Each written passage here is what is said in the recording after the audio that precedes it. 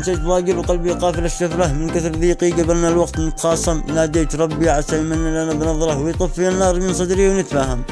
أمسيت ليلي حبيس الهم والحسرة، والحزن مرتفع علي مثل ما الخاتم، أشكي همومي وصدري يشتعل جمرة، أقص حالي متخفي على العالم.